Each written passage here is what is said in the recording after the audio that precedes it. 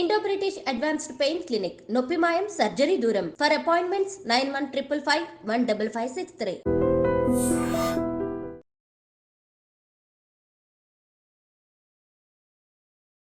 నమస్కారం, welcome to I dream. ధర్మ మార్గం విత్ విజిత కార్యక్రమానికి స్వాగతం. ప్రస్తుతం మనతో పాటు ఉన్నారు ప్రముఖ ఆధ్యాత్మికవేత్త ప్రవీణ్ గొల్లమూడి గారు. ఇప్పుడు వారితో మాట్లాడి మరిన్ని విషయాలు తెలుసుకుందాం. నమస్కారం అండి. నమస్కారం అండి. ఇప్పుడు నేను అడగబోయే విషయం నిజమైతే గనక కొంతమంది సంతోషపడతారు, కొంతమంది బాధపడతారు. ఏంటంటే నేను ఒక విషయం విన్నా. ఒక 2 నెలల తర్వాత, ఒక 2-3 నెలల తర్వాత గ్రహాలలో మార్పులు రాబోతున్నాయని చెప్పి, ముఖ్యంగా శని గ్రహం యొక్క మార్పులు ఎక్కువగా జరగబోతున్నాయి అని చెప్పి విన్నాను. ఇది నిజమేనా? నిజమే. అయితే ఆ మార్పులు కూడా ప్రత్యేకించి ఈ ఏలినాటి శని, అష్టమ శని, అర్ధాష్టమ శని ఎవరైతే ఇప్పుడు అనుభవిస్తున్నారో దానివల్ల ఇబ్బందులు, దాని నుంచి విముక్తి పొందబోతున్నారని చెప్పి ఈ మార్పుల వలన ఎవరైతే ఇవన్నీ లేకుండా శని ప్రభావం వాళ్ళపైన లేకుండా ఉన్నారో వారికి ఆ ప్రభావం రాబోతుంది, ఈ శని ఆ మహర్దశలు ఏవైతే ఉన్నాయో ఇవి రాబోతున్నాయి అని చెప్పి వింటున్నాం. నిజంగా ఈ మార్పులు జరుగుతున్నాయా? జరిగితే ఎవరెవరికి ఏ విధంగా జరుగుతున్నాయి? దాని గురించి తెలియజేయండి. ముఖ్యంగా అండి, మార్చి 29వ తారీఖున శనిగ్రహము కుంభరాశిలో నుంచి మీనరాశిలోకి ప్రవేశం జరుగుతున్నది. అట్లా ప్రవేశం జరిగినప్పుడు ఇప్పటిదాకా శని సంబంధమైనటువంటి ఇబ్బందులు ఎవరైతే పడుతున్నారో వారికి అక్కడి నుంచి వదిలిపెట్టడము, కొత్త రాశులకి ఇబ్బంది స్టార్ట్ అవటము అనేటటువంటిది ఉంటుంది. ప్రతి రాశిలో శని 2 సంవత్సరాల 6 నెలలు ఉంటాడండి. 2.5 years ఉంటాడు. 2.5 3 రాశుల్ని కలుపుకొని 7.5 సంవత్సరాలు దాన్నే 7.5 అని కూడా అంటుంటారు. అంటే మన వెనుక రాశి, మన రాశి, మన తర్వాత రాశి, ఈ 3 రాశుల్లో శని జరుగుతూ ఉన్నప్పుడు దాన్ని ఏలినాటి శని అని అంటారు. చాలా మంది భయపడుతుంటారు ఏలినాటి శని అనగానే ఏం జరుగుతుందో, ఏమేం జరుగుతాయో అని బాధపడ. అది ఎట్లుంటారు, లైఫ్లో మనం ఏ ఫేజ్లో ఉన్నామో దాన్ని బట్టి డిపెండ్ అయి ఉంటుంది. మరీ చిన్న పిల్లలు అనుకోండి, కాస్త చదువు, ఆరోగ్యం రెండే కదా వాళ్ళకు ఉండేటటువంటివి. ఆ 2 మందగిస్తాయి అనమాట. కాస్త మధ్య వయసు వచ్చి వివాహం కోసం, ఉద్యోగం కోసం ప్రయత్నం చేసే వాళ్ళు ఉంటారు. అట్లాంటివన్నీ కూడా జాప్యం అవుతూ ఉంటాయి. రకరకాల మ్యాచెస్ చూస్తుంటారు. ఆ మ్యాచెస్ ఏవి మనకి సెట్ కావు, మనకి సెట్ అయితే వాడికి సెట్ కావు, ఆ విధంగా ఉంటాయి. అట్లాగే ఉద్యోగాలు కూడా ఇంటర్వ్యూలకు వెళ్ళటం రావటం. ఒకవేళ ఏదైనా జాబ్ వచ్చినా చాలా తక్కువ జీతానికి రావటం, లేకపోతే అసలు ఉచితంగా పనిచేస్తావు యాజ్ ఎ ట్రైనీగా అంటాం. హార్డ్ వర్క్ ఉంటుంది కానీ ఫలితం ఉండదు. చాలా ఎక్కువసేపు పని చేయాల్సి వస్తుంటుంది. అంత రికగ్నిషన్ కూడా రాదనమాట.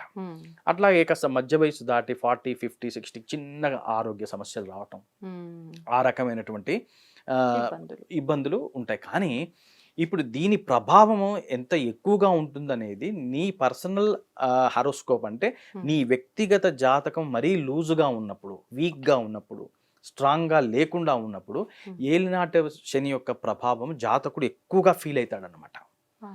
ఎప్పుడైతే జాతకంలో రాజయోగ గడియలు నడుస్తూ, లేకపోతే ధనయోగం నడుస్తూ గట్టిగా ఉంటుంది, భాగ్యస్థానంలో ఉన్నటువంటి గ్రహాలు నడుస్తున్నప్పుడు గట్టిగా ఉంటుంది జాతకం.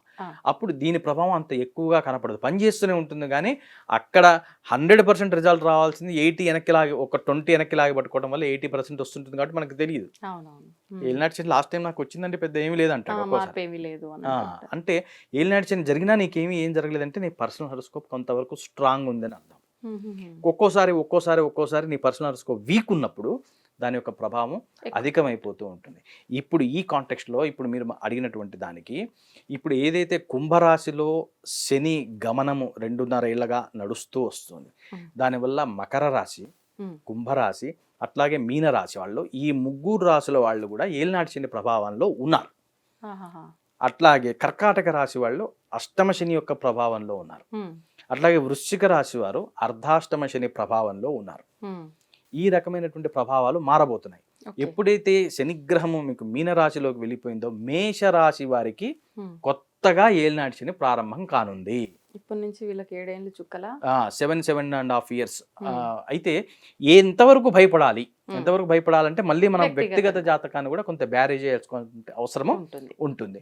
వెంటనే భయపడిపోకుండా ముఖ్యంగా ఏం చేయాలంటే, ఏలినాటి శని వస్తుంది, లేకపోతే రన్నింగ్లో ఉంది, మనము ఏలినాటి శనిలోనే ఉన్నాము అనుకున్నప్పుడు బాగా చేయవలసినటువంటిది హనుమద్ ఆరాధన. హనుమంతుడంటే చాలా ప్రీతి, భయంతో కాదు, ఉమ్, శనీశ్వరుడికి చాలా గౌరవం భక్తి. ఉమ్, లంకకు రాగానే మొట్టమొదట బంధింపబడి ఉన్నటువంటి శనిని విడిచిపెట్టాడు. Okay okay. లంకలో రావణాసుడు బంధించి ఉంచాడు నవగ్రహాలని. ఉమ్, అందులో ముఖ్యంగా శనిని మొట్టమొదట విడిపించినటువంటి వాడు హనుమంతుడు. హనుమంతుడు. కాబట్టి హనుమంతుడు అంటే ఎనలేని భక్తి ప్రపత్తులు అన్నమాట ఆయనకి. ఉమ్, ఏం కావాలయా అంటే ఏమి లేదు, నన్ను పూజించే భక్తుల్ని వదిలిపెట్టి నీకు అంతే చాలు, నువ్వేం చేయక్కర్లే అన్నాడు ఆయన. ఆహాహా. కాబట్టి ఇందులో ఏం చేయాలండి అంటారు మళ్ళీ. అవును. మనం ప్రతి హనుమంతుడి గుళ్ళో చూస్తూనే ఉంటాం, తమలపాకులతోటి అర్చన చేస్తారు, అవునండి. ఆకు పూజ అని అంటారు. ఉమ్, దానికి స్వామివారు ఎంతో సంతోషపడతారు. దానివల్ల ఉమ్, ఈ ఏలినాటి శని యొక్క ప్రభావం తగ్గుతూ ఉంటుంది. ఉమ్, ఇంకా ఆయన ప్రదక్షిణ ప్రియుడు. ఆ, ఆంజనేయ స్వామికి ప్రదక్షిణలు చేస్తూ 21, 41, 11, 9, ఉమ్, కొంతమంది 108 కూడా చేస్తూ ఉంటారు. ఉమ్. ఈ ప్రదక్షిణలు చేస్తూ ఉండేటటువంటి వాళ్ళు కూడా స్వామివారికి చాలా అనుగ్రహం కురిపిస్తారు. తరచుగా చేస్తూ ఉండాలి ఇవన్నీ తరచుగా కూడా? ప్రతి శనివారం చేస్తే మంచిది. ఓకే. ఇంకోటి, స్వామివారికి వడమాల వేయటం ద్వారా కూడా ఉమ్, స్వామివారి అనుగ్రహానికి పాత్రలు అవ్వవచ్చు. ఇంకోటి, పారాయణల విషయానికి వస్తే హనుమాన్ చాలీస బాగా పారాయణ చేస్తూ ఉంటే కూడా ఉమ్, శని కరుణిస్తాడు. ఉమ్, ఉమ్, ఉమ్. హనుమత్ బడబానల స్తోత్రం అని ఉంటుంది, చాలా చిన్నది, ఇంతే ఉంటుంది. ఆహా. దాన్ని బాగా పారాయణ చేస్తూ చేస్తూ చేస్తూ ఉండటం వల్ల కూడా శని యొక్క అనుగ్రహం లభిస్తుంది. ఉమ్, అట్లాగే రామాయణ అంతర్గతమైనటువంటి సుందరాకాండ, సరే శ్లోక రూపంగా కానివ్వండి ఉమ్, లేదా వచనమైనా సరే, ఆ సుందరాకాండ ఎవరైతే పారాయణ చేస్తూ ఉంటారో వారికి అద్భుతమైనటువంటి శని అనుగ్రహం లభిస్తుంది. ఉమ్. దానివల్ల ఈ రకమైనటువంటి ఎఫెక్ట్ అంతా తగ్గుతూ ఉంటుంది. అట్లాగే దీనికి ఇంకో మార్గం కూడా ఉంది. ఏంటండి? శైవ మార్గంలో శివోపాసన అంటే ఆ, లింగాభిషేకానికి ఎక్కువ, శివలింగాభిషేకం, రుద్రాభిషేకం అంటారు దాన్ని. ఉమ్, ఉమ్. ఎక్కువగా అభిషేకాలు చూడటం, పాల్గొనటం, మన ఇంట్లోనే చేయించుకుంటూ ఉండటం ఆహా. ఒకటి. 2, పారాయణల విషయానికి వస్తే శివపంచాక్షరి స్తోత్రం అని ఉంటుంది. ఈ శివపంచాక్షరి స్తోత్రం ఆదిశంకరాచార్యుల వారు ఉమ్, స్వామివారు కనపడంగానే రాసినటువంటిది ఆసువుగా. ఉమ్, కాబట్టి చాలా పవర్ఫుల్ శివపంచాక్షరి స్తోత్రం. అంటే పంచాక్షరి 5 అక్షరాలకు గాను 5 శ్లోకాలు. ఓకే. ఈ శివపంచాక్షరి స్తోత్రం ఎవరైతే చదువుకుంటారో శివానుగ్రహంతో, ఎందుకంటే అష్టదిక్పాలకులు, నవగ్రహాలు వీరందరూ కూడా శివుడి స్టాఫ్ అండి, అంతే. ఉమ్, చాలా సింపుల్గా అర్థం చేసుకోవడానికి అందరికీ చెప్తున్నా, ఆ. శివుడి స్టాఫ్. ఎప్పుడైతే మనము శివుణ్ణి ప్రార్థన చేస్తామో అందరూ కూడా అన్ని సబ్మిసివ్గా set ఉండవలసిందే, అనుగ్రహించడానికి రెడీగా ఉండవలసిందే. ఉమ్, కాబట్టి శివానుగ్రహం కోసం శివ పంచాక్షరి స్తోత్రం. ఇందులో కూడా ఆరోగ్యం బాలేని వారు శివ పంచాక్షరి స్తోత్రం, వివాహాలు అట్లాంటివి ఆలస్యం అయిపోతున్న వారు అర్ధనారీశ్వర స్తోత్రం. ఉమ్, ఉమ్, ఈ 2 పెట్టుకోవాలి. ధనం కోసం ఇబ్బంది పడుతున్న వారు బిల్హాష్టకం చదువుకోవాలి, ఎందుకంటే బిల్హదళం పైన లక్ష్మీదేవి ఉంటుంది.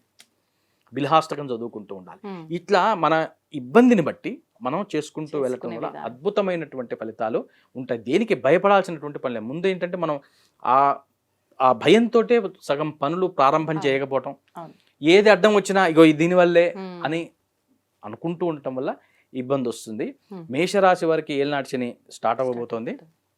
సింహరాశి వాళ్ళకి కూడా అష్టమ శని స్టార్ట్ అవుతుంది. ఉమ్, ధనస్సు రాశికి అర్ధాష్టమ శని ప్రారంభం జరుగుతుంది. ఉమ్, కాబట్టి వీళ్ళందరూ ముఖ్యంగా హనుమద ఆరాధన పెంచుకొని ఉమ్. దైవానుగ్రహంతో ఉంటే ఇది పెద్ద సమస్య కానే కాదు. ధన్యవాదాలండి. థ్యాంక్స్ అమ్మా.